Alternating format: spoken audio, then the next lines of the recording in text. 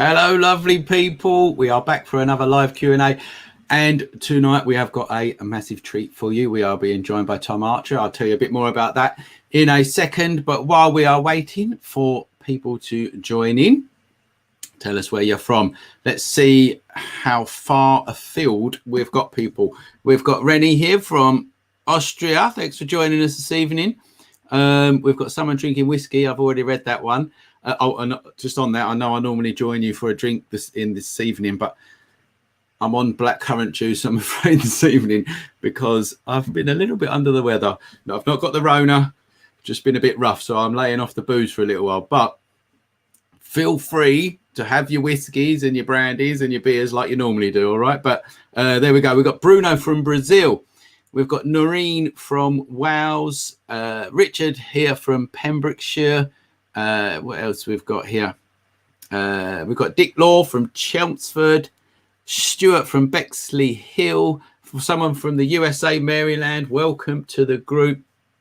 And just so that you know, regular people will know this as well, but just if you're not regular, there's a 30 seconds delay from when you type in to when we see it. So just so that you know that, all right.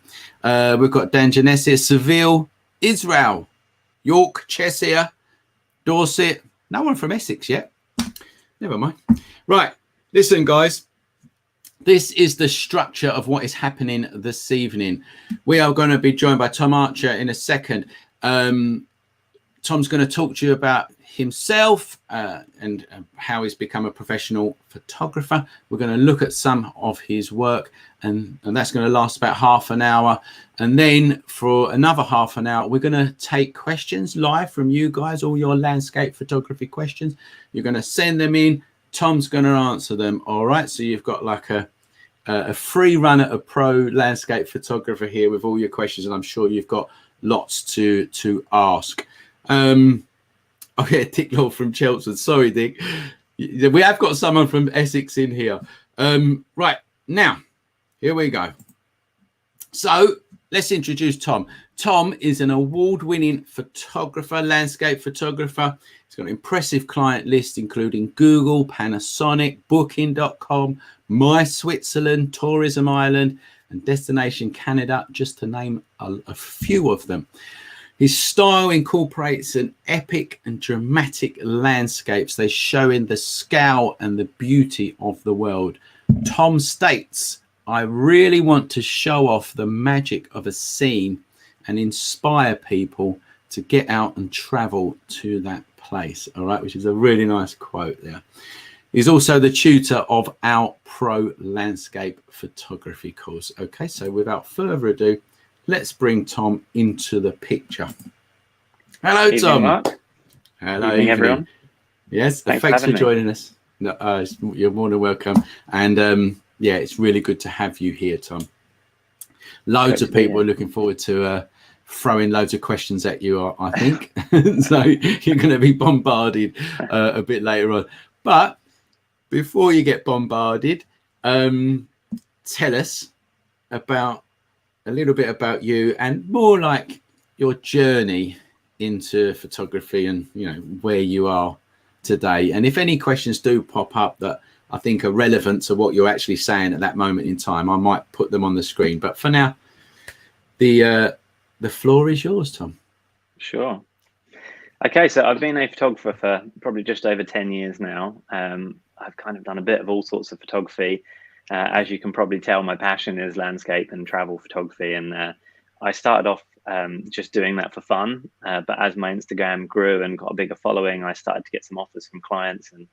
And yeah, it turned into something that I could monetize, which I'm very happy about because it's a very difficult thing to do, but it's definitely achievable. But yeah, it's been a bit of a crazy journey. I used to be a police officer in my early 20s. Did that for a few years, left, went traveling for a couple of years, saw the world. But I think that's where I really found my love for photography, traveling around the world for 2 years. I just had a little point and shoot camera at first and then got an SLR on the journey and kind of taught myself as I went. But I mean, I look back now and think, well, I was terrible back then, even though I thought I was good. So I feel like you always learning with photography. You never stop. So yeah. But yeah, coming to where I am today, I do a lot of travel and landscape photography, but I also do other commercial work. So But as I said, this is my passion, doing this stuff. So yeah. it's nice to be well, here good and stuff. teach other people and kind of share my passion with others. So yeah, that's right. And before let's just have a I'm going to go over and put some of your work on the board, if you like, in a minute. But before we do, I'm just going to go over to your Instagram feed actually and show people your Instagram feed here. So go and check Tom's Instagram feed out. Tom Archer photo there, as you can see. You know, I don't know, 126,000 followers there, and posts like this, 8,000 likes.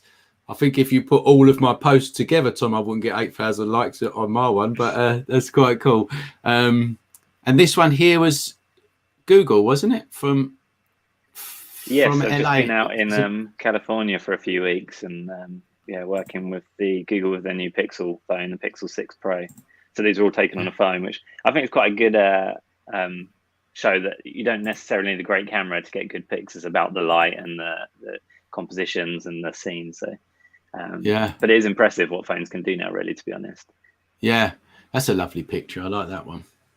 Yeah, it's I don't know if you noticed the skull. It's very Indiana Jones. It's called Skull Rock. Oh, is that where they filmed it? Is it? I don't know. Oh, right. It just looks like Indiana Jones having a giant skull. I got you. Yeah, I got you. It's great stuff. Do you know what?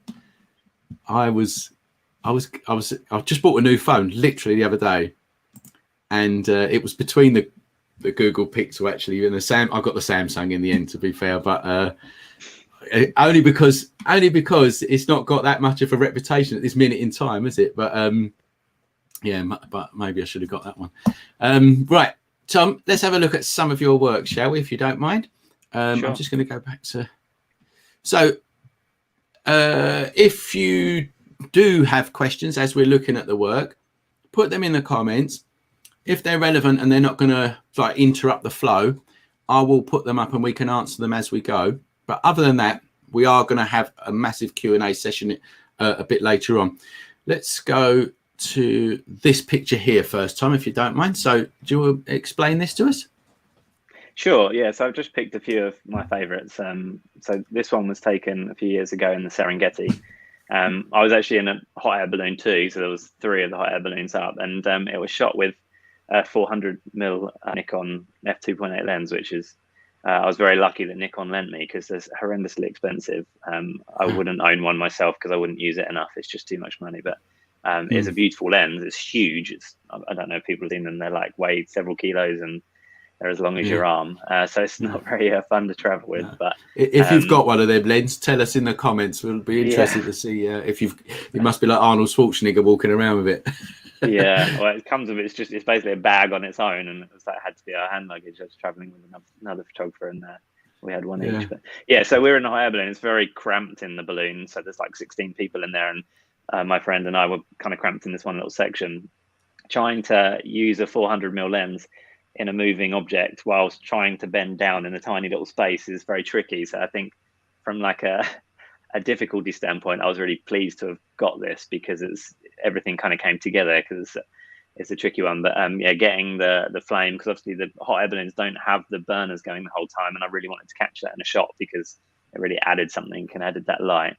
And then obviously getting the giraffe in there as well. Like, we saw lots of animals from above, but I think the giraffe just kind of stands out the best. There's some hippos and lions and things like that we saw. But I just feel like this one, I was really disappointed in the morning, because I was hoping for a beautiful sunny morning, like a really nice sunrise. And generally I really go for sun and light over any kind of like moody skies.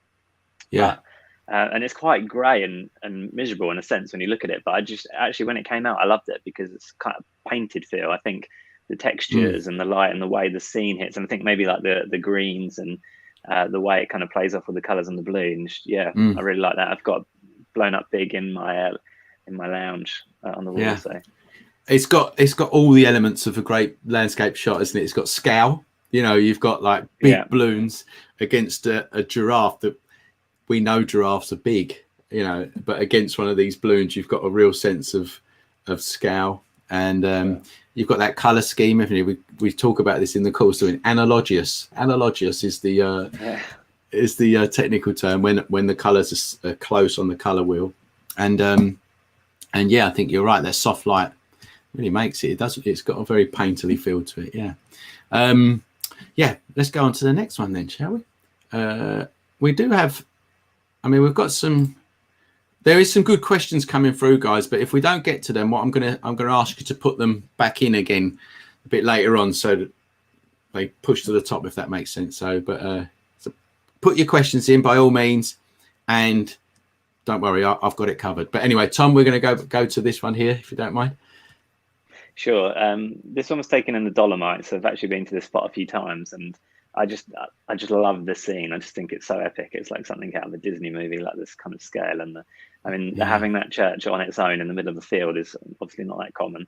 And then that kind of those layers of the forest, and then the epic mountains in the background. So I came back quite a few times to try and get the shot I wanted, and I also got a night shot here that I really liked too. But at sunset, if you kind of come right at the end of the day, that light is not in the scene anymore, but it's hitting those mountains, and it really makes them pop out. You can see it gives them kind of texture and the shadows and that warmth.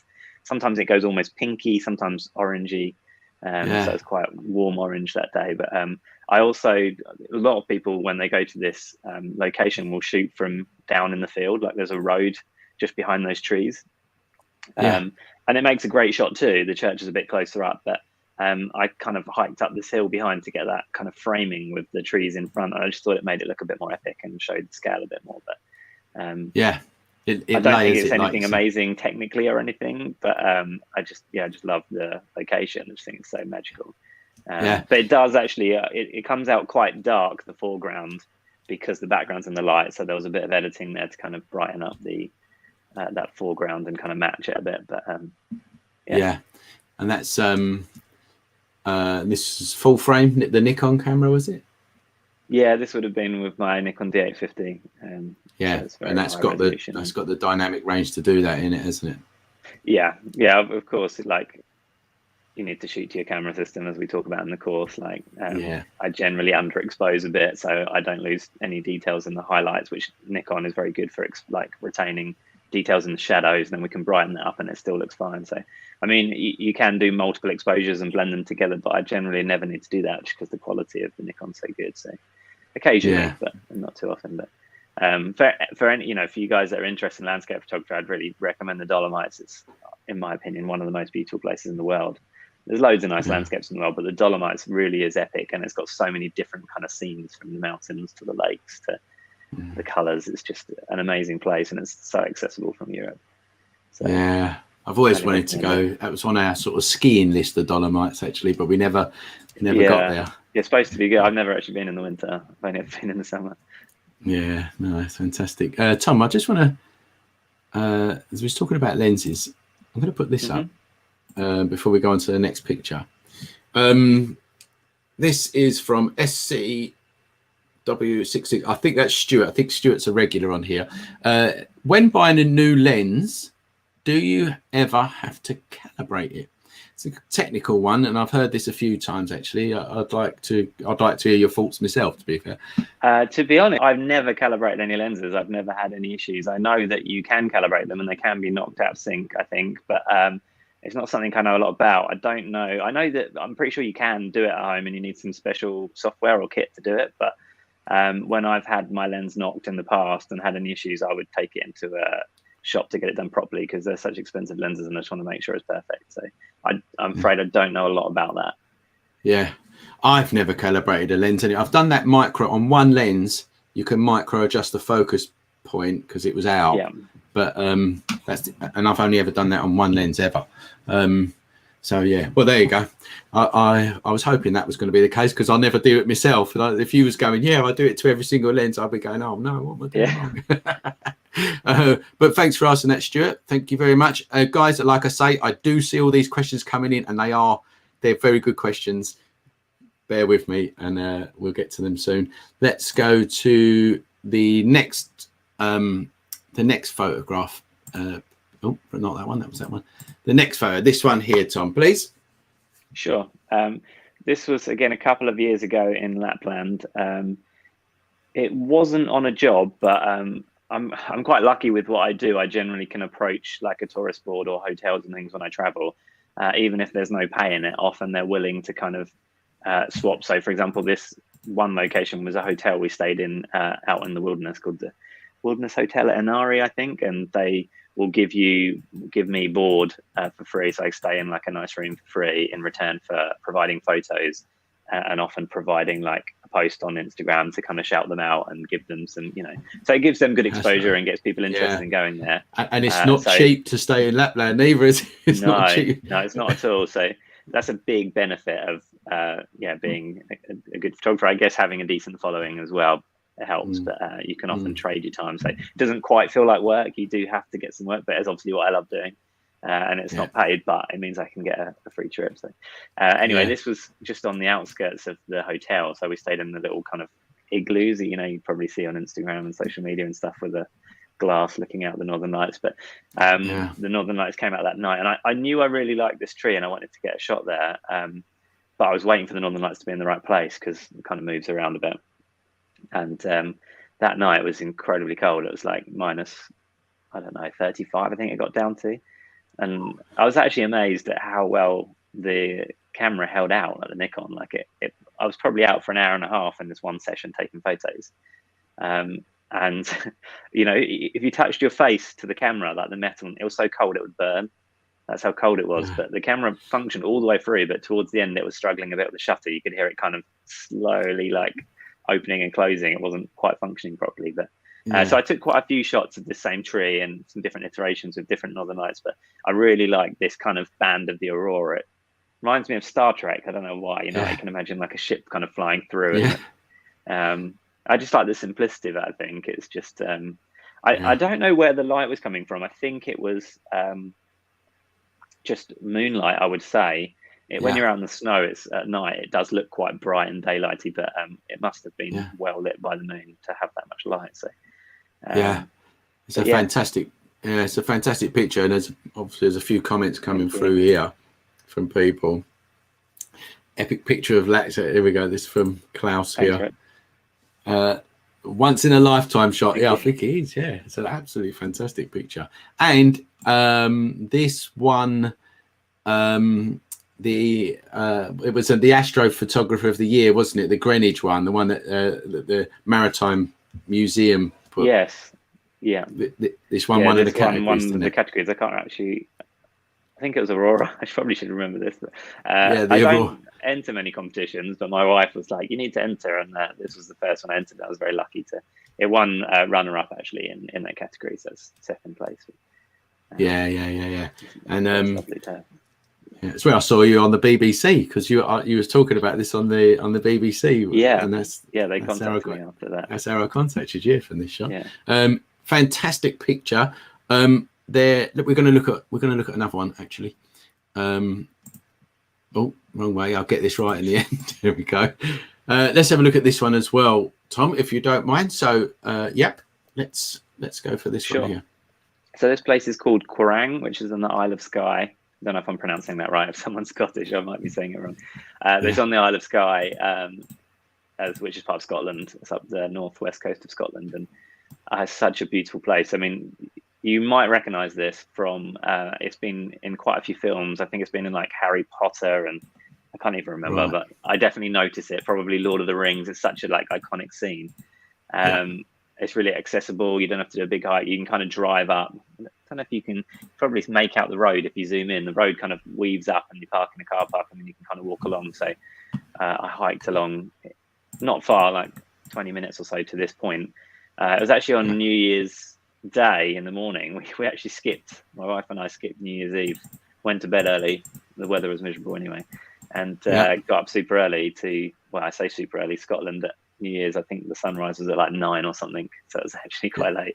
And hiked up here for New Year's morning, and it was just the most amazing light, as you can see. Like often the best light is when you have that kind of moodiness. So if you don't have any clouds, the light's often not as good. Whereas in this, obviously, you can see those dark, moody clouds, and the sun flares under it. It was just perfect, epic light, and it's beautiful. It is beautiful. Quite like that feeling where everything comes together, and you get because it can be the best thing or the worst thing with landscape photography. You travel somewhere and the weather's bad, and it's so frustrating. I don't know if you put it at the end of the course, like we actually had to take 2 attempts to film the landscape course. Yeah, I haven't put it. Yeah, stories about I don't know if we keep meaning to put it there, but I will. For those people that haven't took the course, let's tell the story now quickly, shall we? We went to February. The course was done in the Lake District in spring. I think it was May kind of time. But we went there February because it snowed. And Tom was having a baby, well, Tom's wife was having a baby, and so we had to sort of fit it around that. And we thought we'd take our chances, and we did take a chance, didn't we? And then it absolutely poured down with snow. The sat-nav took us, I don't even know what happened. It took us into these roads that you wouldn't even go down, and my car was just skidding, and we was just skidding. I had no control over the car. And I'm not even joking. I was sliding down this mountain and couldn't get up anywhere. And I was pooing my pants, if I've got to be honest, right? I was absolutely crapping it. Lewis, the videographer in the back, he's worried as well. Tom has got his phone out and he's filming it. He's just filming it like nothing's happening. Tom's the most calmest person that I could ever meet, and we got out of it alive, didn't we? But we had to come home. Is the long and short of it, because we took a risk and it didn't pay off. Is the the end of that story there, which is a shame. But it's a good lesson for landscape photography that you often cannot get a shot on a whole trip, and it can be incredibly frustrating. And then another trip you can get like dozens of shots that you absolutely love, and but certainly I think that's a good lesson to learn from landscapes, as we talk about in the course, is that you don't just go on a trip and get 10 bits of portfolio material. A lot of the time it's 1 or 2 shots, even from like a week away.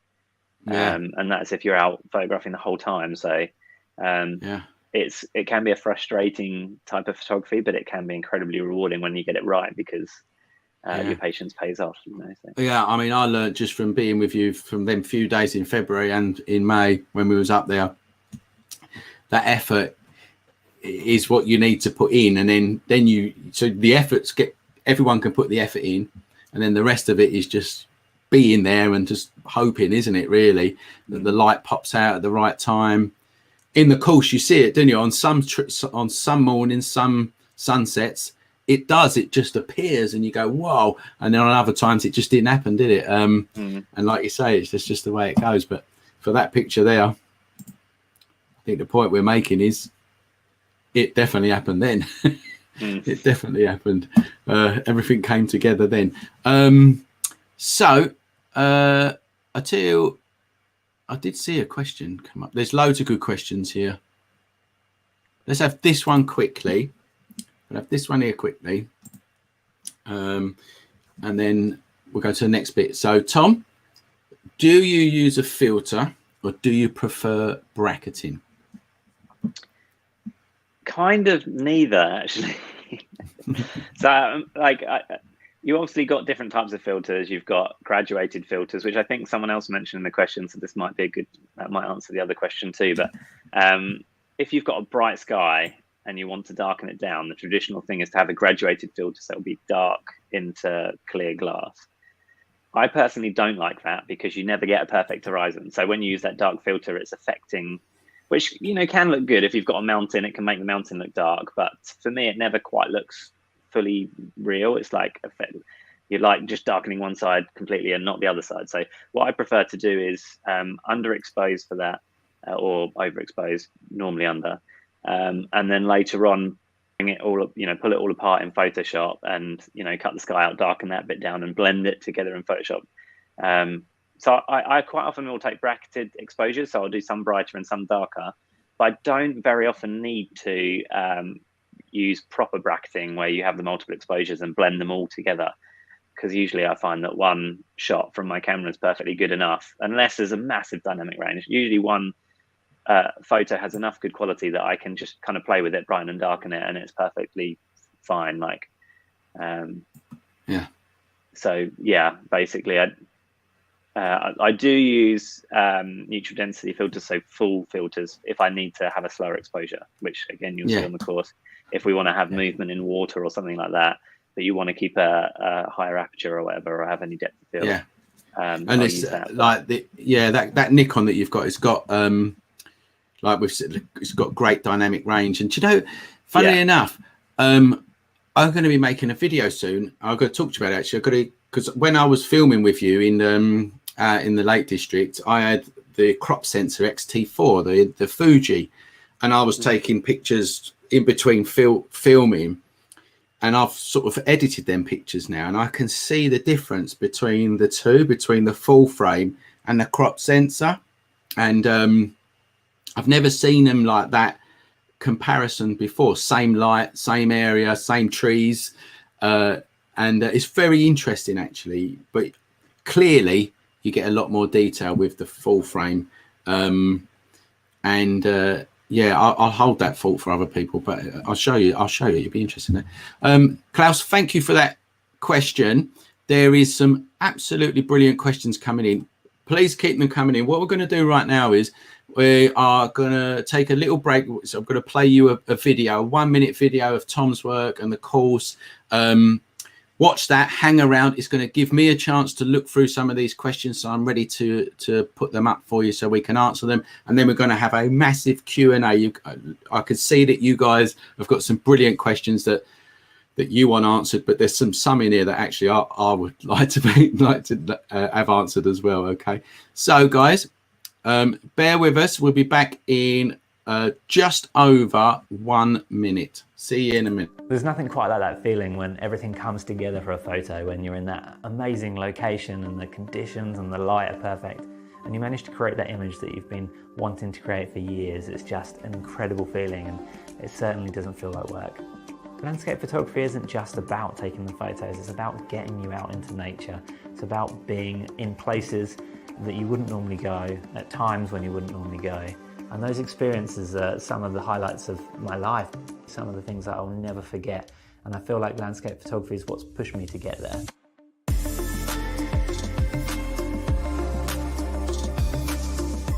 I want to share my experiences so that other people can experience that feeling of being out in those incredible landscapes, in those beautiful conditions, and feel what it's like to capture that magic in a photo. I'm Tom Archer, and welcome to my course.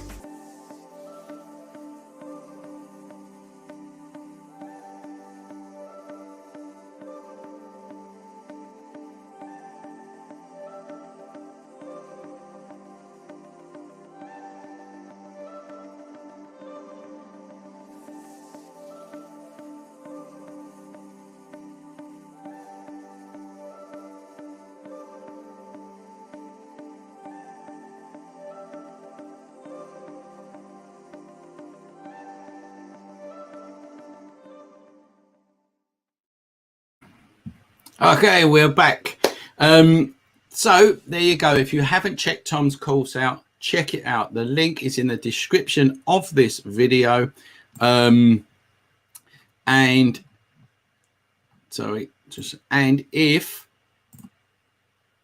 you want 20% off, you can get 20% off. The code is web20. Okay, the link's in the description of this video. Right, Tom, there was an absolutely brilliant question that came through here. Guys, please keep giving your questions in. They're flying up there quicker than I can see them. So you can put it in again, and it brings it to the forefront if you like. But there's one here from David Booth, and he asks, Tom, how much research do you put into checking the weather and pinpointing where the light is going to be? I think that's a really good question.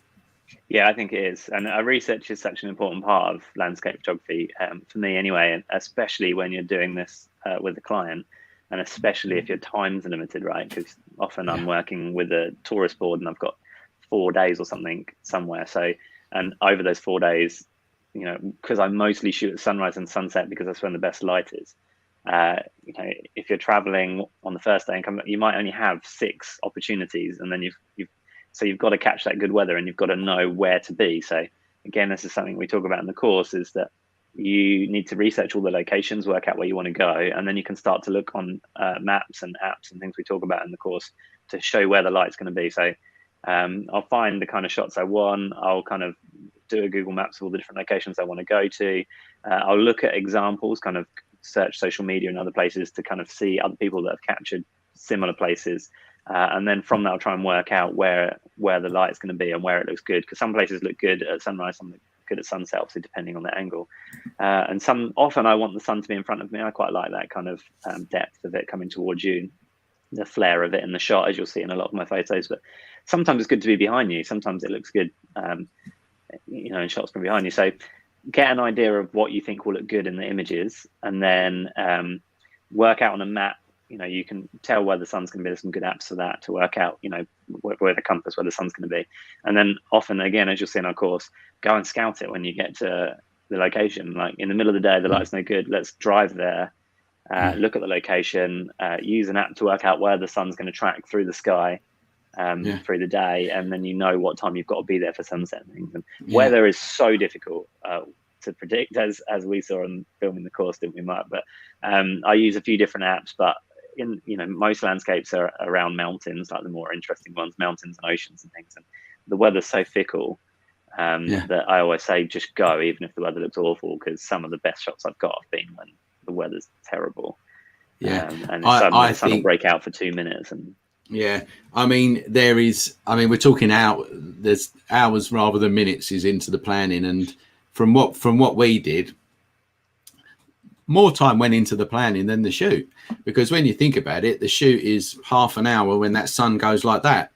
The rest of it is the planning, isn't it? Exactly. So I just at a guess, I would say it's more hours planning the shoot than doing the shoot, from what we did anyway. I'm going to look for some more questions here. There's another one, guys. Whack your questions in, and Tom, if you see any, you can let me know. But there's another one here, and thanks David Booth for that question. Really appreciate it. Not sure what police contacts have got to do with it here. This is from Paul Bowden here, but I think the gist of this question is, what are your tips for building up social media followers apart from awesome images? Okay. It's such a difficult thing now to build a following. It's so oversaturated. Places like Instagram and just so many amazing photographers on there.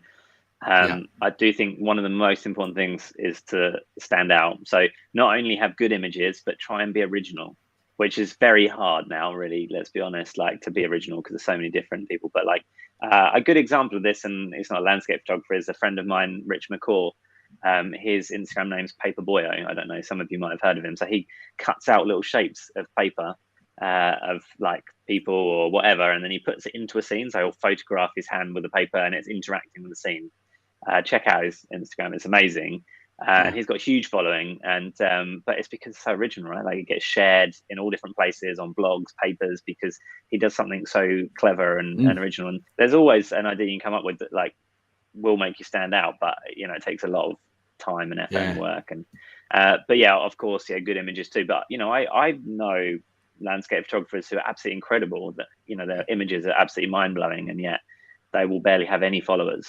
So it's not just about good images. It really is about, it takes a lot of time and effort. So when I decided, because I had been a landscape photographer for a while and posting on Instagram and similar kind of images of the Northern Lights, and I wasn't as good a photographer back then, and I've grown, but I certainly had what I would consider good images. But I only had a few hundred followers at the beginning, and I made a concerted effort. I saw that this was possible to earn a living and monetize landscape photography, and I could see that social media and Instagram is a great way of doing it. And I tried all sorts of things, and it took a lot of time. I probably put like 2 hours a day on Instagram for, I don't know, a couple of years. Like it's a hell of a lot of effort, and I was lucky that I was able to do that because I was a photographer and I was freelance. So but some tips. What worked for me was spending a lot of time on there interacting. I think platforms like YouTube and Instagram really like that. They want people that interact because it keeps people there, it keeps people interested. That's what they're all about. So you can post great photos, you can hashtag them. Hashtags do help, especially if they kind of catch on the popular pages, or catch, at the top of the hashtag feeds where you get the sort of popular 9 shots or whatever. It's certainly a lot more difficult now, but yeah, spend a lot of time interacting with people. So anyone that comments on your photo, comment back and ask them questions, try and interact with them, so you're getting that kind of interaction on your posts. And what I found really worked really well for me was to find a lot of bigger photographers that had big followings that I really liked, and spend a lot of time kind of commenting on their shots and interacting with them. And I found that slowly over time they would start to follow me back and comment on my posts. And I think I don't know, but I think when my Instagram really started growing was when I started to get a few big photographers following me and commenting on my works. I think it's like proof to Instagram of like, oh, this account must be good because these big accounts are following him. I don't know for sure, but that's when mine started growing. So I spend time interacting, commenting with lots of people, trying to take great shots, hashtagging it well. Interesting comment, what do you call it? Like text at the bottom of the photo, like try and write something interesting or thought-provoking maybe, rather than just like hashtag landscape. Try and say something about it, tell a story. I'm not always the best at that now. I try to. It's time consuming. You sit down, think about what to write, and then nowadays I don't spend so much time on Instagram. But when I was really into it, if I get like say 100 people comment on my photo, it's so time consuming to reply back to those people. I bet. But firstly, it helps your Instagram, and secondly, like all those people are spending time trying to comment on my photo, I try and give them the time back and answer their questions. And another thing I noticed, another thing I noticed with your feed, it's all of one genre, if you like, which is your style. You know what I'm trying to say? That's what you notice as well. Like my Instagram feed is totally different. It'll have some night photography, it'll have some portraits, it'll have this on it, it'll have that on it. Where this is focusing on one thing and one thing only, and that is like epic light, landscapes, really cool places, and that's like instantly. I think hits that's you. important too, having like a theme, because if I was to, because I do other types of photography, and when I first started with my Instagram, I used to post other stuff like some portraits and then a landscape and then this, but you'll lose a lot of interest from people, right? Because people follow me because they love landscapes, and if I start posting pictures, portraits of people, they're like, it's a good shot, but I'm not interested, unfollow away.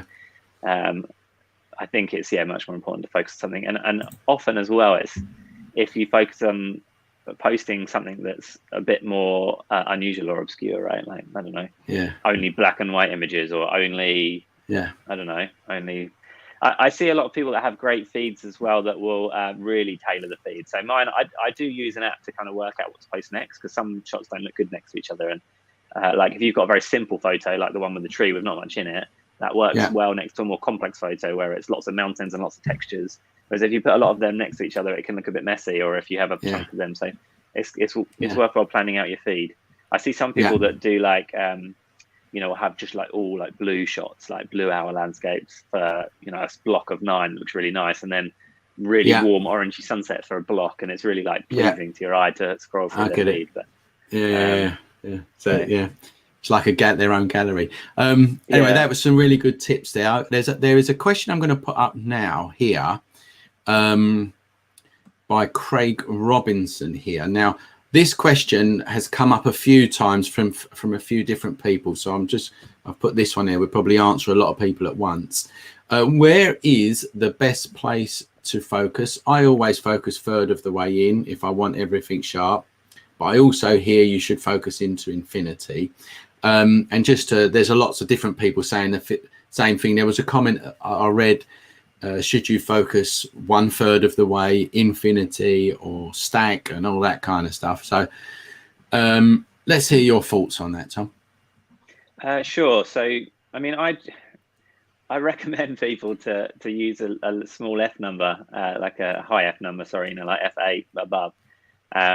And then I don't follow my own advice and mostly use f2.8 because I like to move around a lot, and I want to make sure I don't like thinking about the settings too much all the time, especially when you've only got like 5 minutes of the sun setting and you've got to get that shot quickly. So I like to try and get as much variety as I can. So I'll move around a lot and try different angles. And if I have a large aperture, that allows me to make sure the shutter speed's quick and I'm not going to get any blur in the photos. So because I have f2.8, I have a large depth of field, and most landscape photos I would say are shot on a wider angle. You know, sometimes using telephoto, but more often than not they're wider kind of telephoto.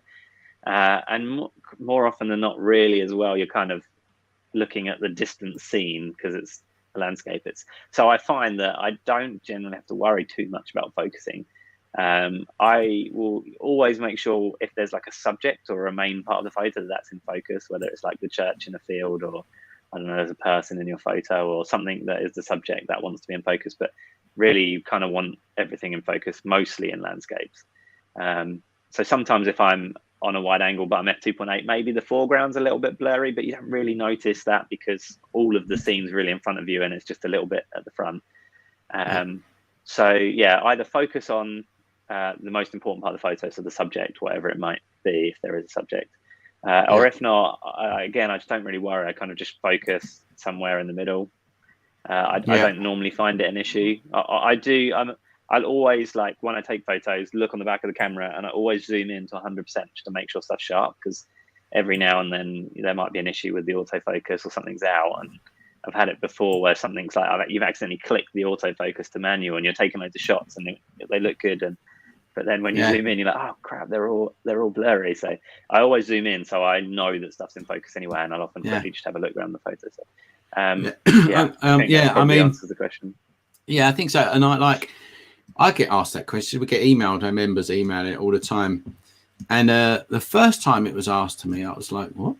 Because it's just exactly what you said. It's a small aperture. You normally focus on whatever you want to be in focus, if it's in the foreground, or it just gets focused into infinity, into the background. You press the button, it beeps on the background, and that's it. And I think it just comes from YouTube videos. Someone out there somewhere is going, I'll focus on the third, and I'm doing stacking, and I'm doing this, and I'm doing that. And then people think that that's the way it's done, but there isn't a one way it's done, is there? It's just like, I know, like traditionally you get like a lot of focus stacking in landscape photos, especially like people that will take photos of, like a stream with mountains in the background, and they've got really close up rocks, and then also seeing the mountains in the background. Then focus can be a bit of an issue, even if you've got a really like small aperture, because the distance, you're like, one thing's 30 centimeters away and then the other thing's 20 miles away. And that's where focus stacking does work. But focus stacking is quite a tricky thing and time consuming. You need to be on a tripod and you need to take multiple exposures, and sometimes you need to move the camera a little bit because and it's not something I've ever done with landscape photography personally. So it's just a different style, isn't it? With that, and you want to make your aperture smaller, but it's a different style of landscape, I guess. All right, brilliant. I like that answer. It's a good answer. Let's I've got another one here. Let's change it to gear. People love gear. They love learning about gear and knowing about gear. This is from Paul Brown. What's your opinion on mirrorless camera? Still prefer my D780 to my... so this guy's obviously got both. But the weight is amazing on the Z50 with a 24-200 Z lens attached. Is the same weight as my F mount. I think what he said. The general gist of it is what's your opinion on the mirrorless systems that are coming out now? I think they're great. I actually own like a Panasonic S1R, which you probably see. Can't use my hand there. Right, I did a job with Panasonic and they gave it to me, and I thought it was amazing. Although it is an amazing camera, but it is quite big. It's like the same size as my Nikon, and it's mirrorless. So I found it wasn't that advantageous. They have some negativities, I think, like the batteries often run out a lot quicker. So you have to be cautious with that, because obviously you're looking at a screen the whole time. I guess with landscapes it's less important, because I've shot things like, weddings and commercial work, and they've improved now, but at first they had a blackout. So when you take a photo of the scheme, you wouldn't see what you're taking for a second. The camera would go black. That used to annoy me because I couldn't really see what's going on. I wanted, I don't know. There's a lot of like little differences, obviously. One thing I was really impressed with the Panasonic is how the image stabilization works. So like I could take a second exposure, like a whole second handheld, and it was coming out sharp, which is amazing, which you can't get with a normal DSLR. I definitely I still shoot on the D850. I'd definitely be tempted to swap across to Nikon mirrorless. I've tried them. I think they're great. The lens is really good. Part of the reason I haven't is just cost. You know, you don't only replacing my camera. I've got to replace all the lenses because I've got lenses specially adapted for them. I mean, you can get an adapter, but they're not. It doesn't work as well. I do like the fact it's smaller and lighter. I think that is great for travel photography because that is a pain in my ass, like all the heavy equipment and carrying it through airports and hiking up mountains with it. I think that they're great cameras. I'm sure they'll probably move that way where most cameras are mirrorless in the future, certainly as they improve. And I'm sure I'll swap over at some point. But personally, I don't see a huge difference in the quality. Like the D850 is incredible. I don't really think that the Z6 with Nikon is that much. The output is not that different. It's just the user experience and the weight and stuff. Yeah, that's right. That's right as well. And because someone asked me that with a Canon 5D, and I said, what's the Canon version? The R5, isn't it? The new R5. Yeah. I don't need the new features, you know, all that fast. I don't need it. So for me, it's just going to be a lot of money for nothing, really. It's slightly less satisfying. There's something. I mean, I'm probably sounding like an old school guy, like, you know, the old school guys with film, but when digital cameras came out. But there's something satisfying about that click of the shutter, you know, that you don't get on a mirrorless. Yeah, I get it. Yeah, the feeling, like the way it works, the kind of it's when it's silent, it just feels weird. You take a picture and it's just you don't hear anything. It's you get used to it. But we've got another good question here. And I won't try and pronounce it. I'm afraid I'm British and I can't pronounce anything foreign. But it says, "Hi Tom, were you always focused on landscape photography? Did you try other genres? Was there a point when you decided, okay, I'm going to focus on landscapes?" I chose it. I thought it's a good one because it's more like businessy type, isn't it? This one. So there you go. Give us your opinions on that. No, not necessarily. I mean, when I started out, I loved all types of photography, but I've always loved travel. Like I said, when I left the police and spent 2.5 years traveling non-stop, I just absolutely love it. It's a passion. I think like the landscape photography ties into that. At first, I was interested more in travel photography, but I found I didn't really like shooting people so much, like those kind of street scenes and stuff. I found it a bit awkward. So I kind of moved more towards landscapes, and I love that kind of magic and epic scenes. So no, when I started out, I mean, I actually started out doing wedding photography, and then I did like loads of different commercial stuff like band photography, and I've done all sorts of advertising. And like I said earlier, like landscapes was something that I just loved doing when I traveled, and put my Instagram, I put some effort into growing that, and it got bigger. And I was like, oh, I can actually, I just never considered that I could earn money or any kind of career out of it. When I started out, and, you know, you'll hear everyone go, oh, it's too difficult, it's too competitive, everyone wants to do that. But it's possible, you know, I'm proof that it's possible. I decided I wanted to do it and I managed to do it. But I don't earn all my money from landscape photography even now. I could survive on it. I'd say it's difficult. I think it's difficult to focus on any kind of photography just on its own. It's good to have a bit of variety, and I like the variety. I like to photograph some different things. I still photograph occasionally weddings and things, and I love it. I just love the you know, just doing different jobs, and I love meeting people and that, so weddings is good too. But I think landscape will always be my favorite, and travel photography. So but I think it's healthy to have, you know, have a variety and have your things in different parts. It is if you want to earn some money. It's hard, isn't it? But every photographer that I've worked with puts their thumb in different pies, because it's quite hard, isn't it, to just go, right, that's it, I'm going to be a landscape photographer and that's all I'm going to do. I mean, it's great if it works, but I think from my experience and from who I work with, there's always fingers in pies to just make up that income. But thanks for that answer. I hope that's answered your question. There's so many, I don't know what one to pick next, but I'm gonna. And one other little point I'd say about that, actually, for people that, like, if you are aspiring to be a landscape photographer, as much as you love, like I do love travel, and the year before Corona came out, I think I did like 15 or 16 trips, which I loved, but I did start to get tired by it, because you've got to think, if you're into landscape photography, I mean, I live near London and there's not really that many great landscapes around here, so not epic landscapes anyway. And to earn money, you've got to work with tourist boards and clients and travel, which is great. But also, if you're just focusing on that, you're going to be traveling all the time. And it's hard as you get older to kind of, when you're trying to be settled. I've got a baby now. I can't be away like 3 weeks every month, because I wouldn't have a life back home. So it's a bit of a balance. Like, I love doing some of that, but I don't want to only focus on that. So I think that's worth considering. People might not think about that. Like, that's a good point, Tom. Thanks. And here's a good question that's come up here. We do get asked this a lot. It seems like a simple question, but actually there's so many variations to the answer of it. So Bruno here is like, how much gear do you carry? Right? Is less more for travel photography? So, because you would think to yourself, like, less is more. Obviously, I've been working with you and I know what you bring, and I work with other photographers and I know what. But yeah, go on, tell us what you think. It's a balance, I think. I mean, I personally think more is more, really. Like, as I said earlier, like, it doesn't necessarily matter what gear you've got. It's more about your knowledge and skill and persistence. And like, seeing the shots I did with the Google Pixel, you can see that you can get good shots on a phone. It's just a phone, but it is more difficult.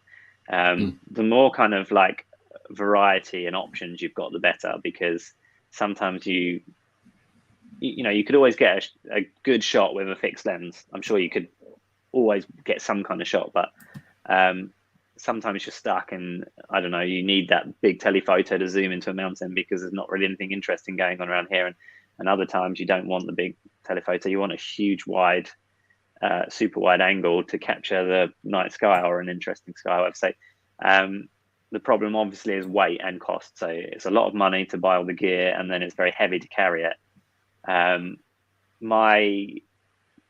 Depending what trip I'm doing, I take different types of gear, but I have as I said, like in the course, you'll see me talk about all my different gear, but I like the Holy Trinity. So that goes from super wide angle Nikon 14 to 24, mid range 24 to 70, and then 70 to 200 zoom, because that gives me complete control over my focal length. It's a huge variety. They're all great lenses, but it's very expensive to have all three of them, and they're really heavy, especially in 70 to 200. So if I have a full kind of set of gear with a backup camera, which I often do take if I'm on a job, because things do happen, things can get stolen. Or in Ireland, I was doing a job with a tourist board, and my camera dropped off a tripod and fell in a river, hit a rock, slid into a river. I didn't have a backup camera. Luckily, it was the last night of the trip, and I'd already got some good content, because obviously it was very stressful. So I often will try and take a backup camera, which again is more expensive. If I've got all of that and my laptop, which I always take with me generally, so I can kind of look at stuff on the go and edit on the go, it's about 15 kilos for my carry-on, which is it's very heavy to carry around with, and a lot of airlines don't let you have that, and it can be a bit stressful sometimes, like worrying that they're going to ask you to weigh it, because I do prefer to have more kit if I can, but it's a balance between that. And so often I'll try and travel with maybe a little bit more, but then I'll get to a hotel and start to take the gear out and just take what I need out for a shoot, because I know that going to that location I won't need a zoom or something. So if I'm having to do some hiking and stuff, you don't have to carry it all. And this is where crop sensors, cameras like the Fujis, and even micro four thirds like the Olympus, this is where they shine. Their market is someone who's rather have the less weight than the higher diamond. Yeah, exactly. Like the Sonys are really popular, and they're super light and small and really. Yeah, but the lenses are still they're still pretty big. So especially if you want that kind of zoom and not a fixed lens, then not a prime lens, then which are less useful, I think, for landscapes. Yeah, got another good question here. So, from John Harrison here. Hi Tom, at the moment I shoot with a Canon 250D, which is a crop sensor. Is it worth looking at a full frame camera for landscape photography? I thought it leads on nicely to what we were just talking about. So is it worth it, in your opinion? I think full frame is always worth it. The quality is just better, and you'll know as soon as you try one or you buy one, you'll see the difference. Like the quality of the image is generally a lot better. There is obviously more to it than that. Like there's so many different variables, like the lens is super important and the quality of the sensor and all sorts, the camera. And but I do think that a full frame is a lot better in general, the quality of them, and also obviously a lot better in low light because they're a bigger sensor, so they let more light in. So especially if you want to take photos of northern lights or nighttime or whatever, then yeah, I think is that's its benefit is low light, and if you want to, if it's fine detail that you're going to be editing or zooming into, but the little test that I did the other day with the Fuji and your camera, your Nikon, when you're like that on the screen, you really wouldn't know which one was what. It's only when you press that button and go to 100%. Do you know what I mean? True. Yeah. That's when you see it. But and I suppose, I mean, you can clearly see it like with your Nikon when you zoom into the trees in the background, and when we was at where was it, Blee Tarn, that's the one, Blee Tarn. So you can see the leaves on the trees. Yeah, you know what I mean. That's the clarity that you get. And then with the crop sensor, you zoom in, and it's just a green patch. You know what I'm trying to say? Obviously, it depends on things like the resolution and things like that make a big difference. And you get things like the Fuji that are really high quality crop sensors, and then you get cheaper cameras like the Canon 250D is more of an entry level. So the quality of a full frame is going to really make a big difference if you jump up to full frame from that. There's more to it than that, and also I mean, obviously landscapes are generally, but like if you're shooting things with depth of field, there's a big difference there as well. You have a lot more kind of bokeh and blur on a full frame, like if you're ever photographing people or things where you want the depth of field, so things like that can make a big difference. Here is John, I hope that's answered your question there. If you've got the money and you're going to do it for a long time, then it's probably worth the investment. I think that's the general answer to that. There is a question that's come up here, right? And let's answer it because this is Jeffrey Simpson. Did you buy some Instagram followers, or did it grow organically? Go on, Tom, you say your opinion. No, I would never consider doing that. I will say that right at the very beginning, when I was trying to work out what worked, I did do some of what would be known as follow unfollow, if you heard of that. But I quickly stopped it, that's where you basically follow a load of different accounts, and then it will get you noticed. People are like, oh, who's following me? And then they'll follow you back, and then you unfollow them because otherwise you'll end up with thousands. I did it for a bit, and then I was like, I don't like this. It doesn't feel right. It's just unethical, and so I stopped that, and it did work a little bit, but I don't think you're ever going to get a great following from that. And I would never consider buying followers because they're not real. They're going to be bots. Instagram is going to know that you've got a load of bots or fake accounts following you. They're not going to interact with you, which actually makes it harder to grow because you need people who generally follow you because they like you and they want to comment and like your photos. Whereas if you buy them, okay, it might look good to have that number. Someone looks at you and, oh, he's got 5,000 followers, but you'll have no interactions and you won't grow organically. No. But it is hard to get over that hurdle to get your sort of first 1,000 or 2,000 followers or whatever. And at first, people are less likely to follow you. Maybe they come on and they're like, oh, you're just another small account. Whereas I think when they come on and see you've got a big following, they're more likely to follow you. But I don't think it's worth it. I think you need to put that hard work in at the beginning to get the real organic followers, and then it will slowly kind of snowball and grow faster. Yeah, I think everything about buying Instagram followers is just wrong when you really think about it, right? Because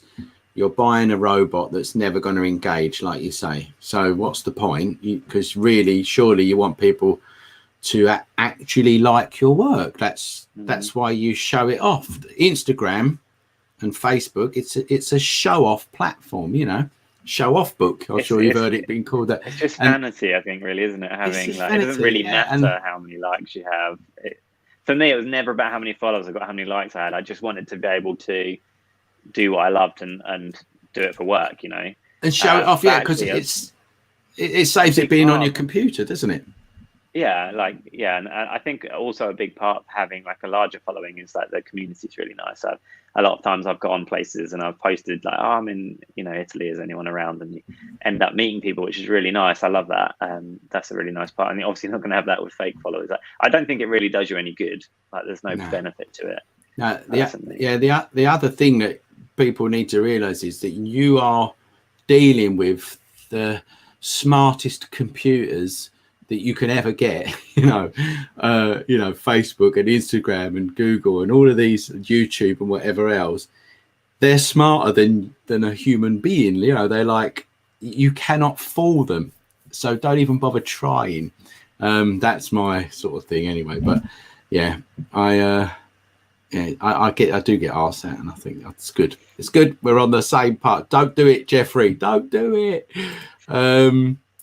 I saw something here that was quite good, and I've lost it.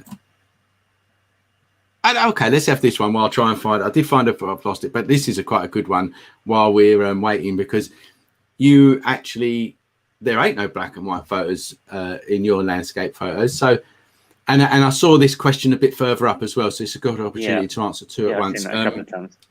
Yeah, so go on. What's your thoughts on that? It's just not my kind of thing. My work's all like very colourful and vibrant, and that's what I love, that kind of magic and colour. And it's never appealed to me. That's not to say I don't like look at some photographers who do black and white or some, and think they're amazing photographs. They can be really effective.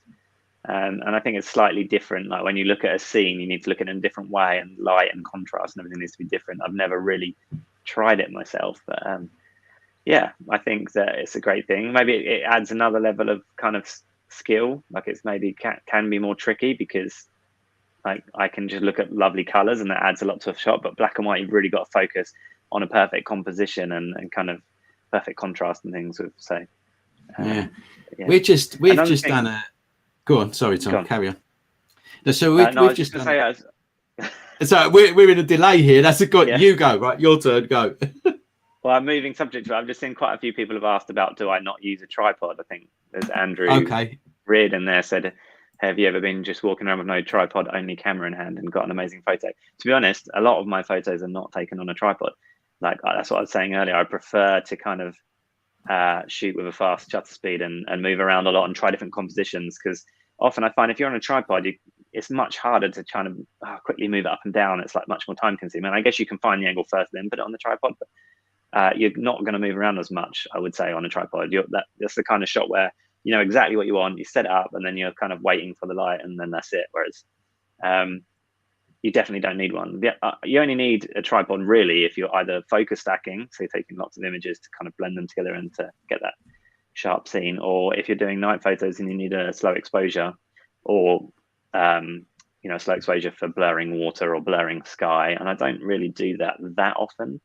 Obviously night photos I do, like it's essential for night photos, northern lights photos, things like that, but I prefer not to use a tripod. And probably I reckon like 80-90% of my photos that were taken in the day would not be on a tripod. Yeah, is that because, I mean, is this a technology thing? Because ISO these days is so good, if you know what I mean. Like a high ISO on full frame cameras are a lot better than it used to be, I think so. Like I mean, and it depends on how dark it is sometimes, but having a better camera will obviously work better in a darker condition. But even on a phone, like I was using that Google Pixel in sunrise and sunsets, and it's just a phone camera, but it's fine. Like I didn't need a tripod for that unless I'm taking photo at night. So I just don't really think you need it unless focus stacking, slow exposure. They're the only two reasons. I think it limits you otherwise, because you'll kind of set it up and then you won't try all different things, and you might not get the best shot you could because it's sitting there on that tripod. So. Yeah. All right. That's good. I'll tell you, I must say, I learned a lot when I was out with you, in that way of working. It is very unique. Like everyone that's done the course has come back with, wow, like I didn't realize that you could actually do it. But you can do it. It's not like it's obvious when you think about it. You've just got to be brave enough to whack that ISO up a little bit, haven't you? And you've got so many more options. There was someone that posted on the group I can't remember who it was, and he took this picture. I think it was a guy called Brian, actually. I think he might even be, if you're here, Brian, tell us. And he said, I've got all credit to the Tom Archer course for this, because he was out in Scotland, you know, hiking around the hills there. And because he wasn't on a tripod, he was able to turn around and he see these flock of geese. And it's a really lovely composition. It's black and white, actually. And they just sort of line, there's a row of trees, you know, in the foreground, and they're sharp. And then there's a row like of geese, you know, just in a perfect kind of line going off. And you couldn't have took that on a tripod because it just wouldn't have happened. It was a matter of turning around, seeing it and taking the shot. And yeah, exactly. Yeah, so it's great. Guys, we've got time for, I think, one more question. And I don't know if you've seen any, Tom, that you want to answer. We've got a few of the black and white ones. We've answered them. There is one. I've got one here. If have you seen one? Hey, there's so many. There is so many. Well, I'll tell you what. I've got one here, and I think that this is probably something that a lot of people might want to know, actually. So this is from Paul Bowden, and it says, Tom, what is your landscape preference? Wide angle lens and one capture, or multiple image in a pano sequence? I kind of get what you're saying. So a wide angle or a pano that looks like a wide angle, you know what I'm trying to say? I think that's probably what he's trying to say. I don't do loads of panos. I mean, partly because my camera's 46 megapixels. It's such huge quality. You don't really need to, you can print it, I don't know, 50 foot high. I've seen my photos printed out like maybe like 20 foot on a massive like banner, and even actually one from my drone, which was only 20 megapixels, and it looked great. Like generally when you print out bigger, you step further back, you know. So yeah, generally I just use wide angle with one capture. I mean, there are different advantages for the pano. I guess, like for a start, if you don't have a super wide angle, because I'll normally travel with an extra wide angle as well as my standard wide angle. So if you don't have that, then yeah, taking multiple images and blending them together works instead of having that. It doesn't always work that well. It depends on how far everything is from you. Like if you've got objects close to you, it can be quite tricky to get it right and for Photoshop to blend it well. But yeah, obviously we do one of them in the course. We do like a panoramic, don't we, of a lake. So it can be a nice way of capturing lots of the scene in front of you, but I don't do it that often because of the super wide angle lens. So all right, well, that's obviously fantastic. If you want like an incredibly, some people want that crazy high resolution where you can zoom in, but it ends up just, I did it a couple of times where it's like such ridiculous file size because you've got 12 pictures on a 45 megapixel camera and it's like this huge 500 megabyte file. It gets a bit much. But I guess if you've got like a cheaper camera with less resolution, or you don't have a wide angle, then that's a great way of capturing that bigger scene. Right, there is so many questions here, but it has gone past 8:30. We're 10 minutes over, but I think it's been fantastic. We've heard about Tom's story. We've seen some of his work. Don't forget to check out his Instagram feed. Follow him on there to see more of it. And we've got some lovely advice from you, Tom. I think that it's been really, really good. Guys, if you haven't subscribed to the course, go and do it. Web20 is the code that you need, and that'll give you 20% discount. All right. Apart from that, Tom, it's been absolutely wonderful, and I'm really pleased that you joined us. All right. Give Tom some love. We can still see your comments even when we end the broadcast, so whack some comments in there. Please like the video because that's how algorithms work. Press the like button and subscribe and follow us on Facebook and YouTube and all that kind of stuff. All right. Right, Tom, you hang on there. We're going to wave and say goodbye and thanks to everybody for joining us, and I'm going to end the broadcast. Cheers, guys. See you, everyone.